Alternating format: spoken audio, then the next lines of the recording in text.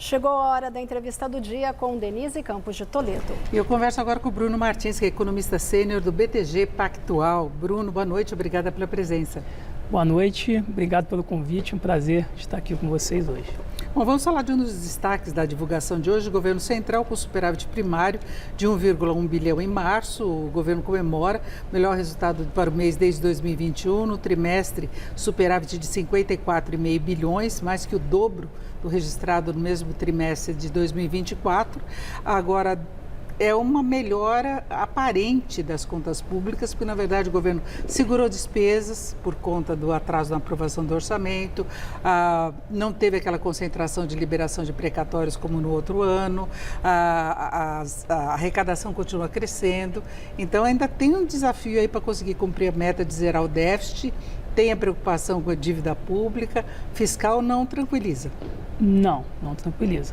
Na verdade, os números vieram muito em linha com o esperado, como você bem mencionou, né? Teve um atraso na aprovação do orçamento, tem a questão dos precatórios que esse ano vão ser pagos em grande parte em julho, ano passado foi em fevereiro, então tudo isso explica esse resultado aparentemente melhor, mas a nossa expectativa para o ano continua com déficit de 75 bilhões de reais, em torno de 0,6% do PIB, para 2026 também foi mantido em 95 bilhões de reais de déficit em 26.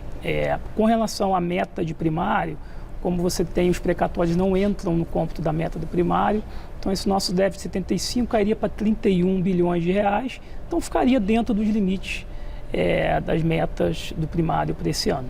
Agora, há uma grande preocupação no mercado, que até foi citado hoje também por um outro documento que foi divulgado, o relatório de estabilidade financeira do Banco Central, em que ele falou dessa questão do risco fiscal, a percepção pior do mercado em relação a isso. São as projeções de dívida pública crescendo e a falta de compromisso que se vê do governo com uma austeridade maior em relação aos gastos, né? A gente tem como uma pauta principal o aumento da faixa de isenção, mas enquanto o Banco Central eleva juros para conter a inflação, fica uma queda de braço. O governo tem lançado uma série de medidas, liberou o fundo de garantia, tem agora o crédito consignado CLT com juros mais baixos, que pode impulsionar, e a própria isenção, se for aprovada, para valer no ano que vem, né?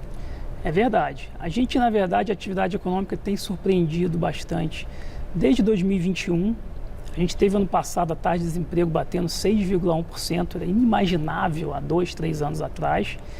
A gente acha que parte dessa surpresa tem relação com questões estruturais. Nós tivemos reforma trabalhista alguns anos atrás, que ajuda a conter os litígios no mercado de trabalho. Tem a questão da digitalização da economia, o boom de e-commerce, de transporte por aplicativos. Tudo isso ajudou a taxa de desemprego a cair bastante. Mas tem questões também conjunturais de expansão fiscal. A gente tem visto uma expansão fiscal muito forte, principalmente a partir do segundo semestre de 2022. Isso se intensificou em 2023, em 2024, e a expectativa é que em 2025 essa expansão fiscal fosse um pouquinho menor. Por isso que as expectativas de crescimento para esse ano começaram um ano mais baixas. A gente tinha uma expectativa de 1,5% de crescimento esse ano, com a política monetária fazendo mais efeito na demanda agregada, principalmente a partir do segundo trimestre, via canal de crédito. Como você bem mencionou, o governo já começa a anunciar mais medidas de estímulo. O crédito consignado ao setor privado, apesar de ser uma medida muito boa, até estrutural, porque vai permitir queda de taxa de juros, com a melhora de oferta de garantias, a questão conjuntural, né, o momento que a gente vive de inflação muito alta e demanda agregada ainda aquecida, preocupa, tá? Porque você, vai entupir um pouquinho esse canal da política monetária via crédito. Então a gente revisou para cima o crescimento desse ano de 1,5% para 1,7%, e para o ano que vem também revisamos para cima de 1,4% para 1,7%, tudo em virtude desse crédito consignado, que deve gerar um impulso de crédito na ordem de 1,1% do PIB nos próximos 3 anos. É bastante. É mais uma ação na contramão do que o Banco Central pretende com a elevação dos juros. E aí eu acho que é sempre bom a gente lembrar, porque dá a impressão que é maldade do mercado financeiro, maldade de quem implementa a política monetária, mas o fato é que você tem uma demanda mais aquecida, sustentada por esse crédito, por programas sociais, recuperação de mercado de trabalho, que vai meio que sancionando os aumentos de preços, porque quando você não tem demanda, há uma tendência de achatamento até de margem de ganho, não é?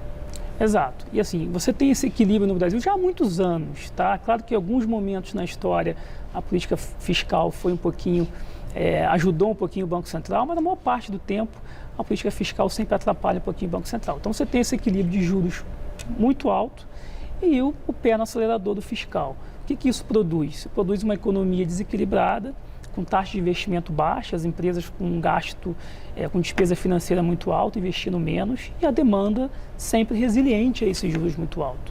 Tá? E o problema é que quando você começa a ter esses gargalos de oferta de fatores de produção, taxa de desemprego muito baixa, você começa a ter um efeito maior na inflação do que no crescimento econômico. Então a nossa expectativa é de que impulsos fiscais adicionais daqui para frente terão cada vez mais efeitos em inflação e menos efeitos em crescimento econômico. Então, acho que é um caminho equivocado você colocar mais estímulos na economia. O que a gente precisa é de menos estímulos, a atividade desacelerar um pouquinho para o Banco Central conseguir fazer com que essa inflação recue e a taxa de juros também recuando. Aí você tem uma economia com equilíbrio mais estável e sustentável. Você está sendo até mais conservador nessa questão do crescimento, falando em 1,7%, a média do mercado está em 2% de expansão, até cresceu aí nas últimas semanas no relatório Focus, mas é uma média do mercado e houve até uma redução da projeção de inflação para 5,55%. Aí eu queria saber qual a tua expectativa para inflação e juros. Isso, de novo, é uma média do mercado financeiro que prevê a Selic em 15% no final deste ano. A gente está com uma expectativa de inflação muito próxima da mediana do mercado. A gente está com 5,7% para esse ano, o mercado está com 5,5%, e para o ano que vem a gente está com 4,5%, em linha aí com o consenso. Mas a gente vê riscos altistas para a inflação, principalmente de 2026, por conta desses estímulos que podem chegar, principalmente em 2026, por exemplo, a isenção tributária para imposto de renda até R$5.000. Existe uma dúvida muito grande sobre as medidas compensatórias, qual vai ser o tamanho dessas medidas. Mesmo que elas aconteçam, a propensão marginal a consumir de quem vai se beneficiar dessa isenção tributária provavelmente é maior do que quem vai pagar um pouquinho dessa conta. Então isso deve gerar também um estímulo no consumo, uma resiliência maior no consumo, que pode pressionar também a inflação. Por outro lado, você tem a questão externa que pode ajudar nesse controle da inflação.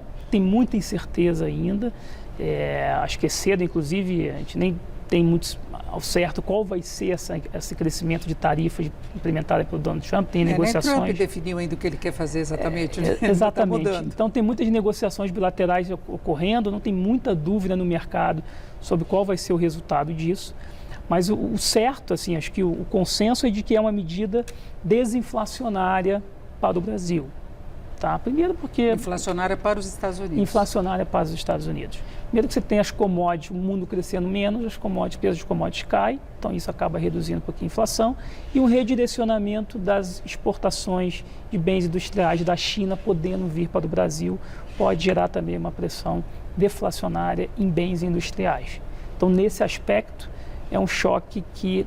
Claro que ninguém ganha com guerra comercial, acho que para o mundo é horrível, ninguém vai sair vencedor disso, mas em relação à inflação pode ser um choque até positivo para esse momento que a gente está vivendo de inflação muito alta. Acompanhar as surpresas da inflação que nós tivemos hoje, GPM 0,24% acima das projeções, o mercado tem levado um drible aí da inflação por enquanto, né? Os dados de hoje não foram muito bons, foram acima do esperado, a composição também ruim, bens industriais, automóveis,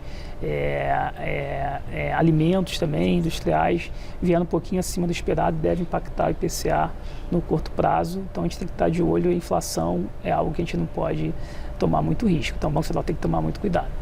Perfeito, eu agradeço mais uma vez a participação do Bruno Martins, que é economista sênior do BTG Pactual. Bruno, muito obrigada, uma boa noite. Eu que agradeço, boa noite a todos. Com vocês.